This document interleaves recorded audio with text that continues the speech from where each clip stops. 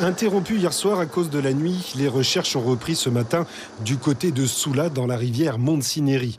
Des recherches compliquées à cause de la météo et ce, malgré les importants moyens déployés. Nous avons engagé des moyens humains nombreux, à peu près une quinzaine de gendarmes à plein temps.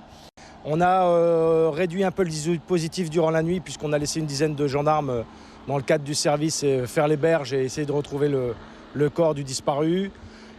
Depuis hier, donc, il y a des moyens humains mais également matériels puisque l'hélicoptère gendarmerie a été engagé sur les recherches. Et ce matin, il est reparti aussi sur zone, en complément de Dragon 973 que vous entendez là. Les moyens nautiques ont aussi été engagés puisque nous avons une pirogue à l'eau avec 4 personnels qui arment l'embarcation. Je pense que ça sera un petit peu compliqué parce qu'en fait, le corps, pour qu'on puisse le repérer, on est à marée basse. S'il est sur le bord, on pourra le repérer. Sinon, s'il est plus au milieu du fleuve, il va falloir attendre qu'il remonte. Et par temps frais, c'est plus compliqué, c'est plus difficile de le voir remonter.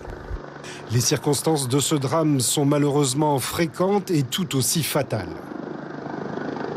Bon, les jeunes en groupe s'amusent, donc il y a un peu d'inconscience. Ce jeune ne savait pas nager, il le savait très bien et pourtant il a sauté. Et pour en rajouter au caractère absurde de ce fait divers, le groupe de jeunes n'avait rien à faire dans ce carbet et sur ce ponton privé. Les carbets sont privés, mais vous avez pu vous en rendre compte, ils ne sont pas forcément clos. Donc les jeunes s'épanchent et s'amusent dans cette zone-là.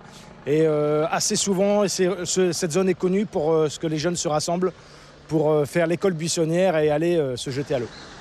Les recherches ont été arrêtées à la mi-journée. Rappelons que la baignade en rivière n'a rien d'anodin et qu'il faut toujours respecter un minimum de règles de sécurité.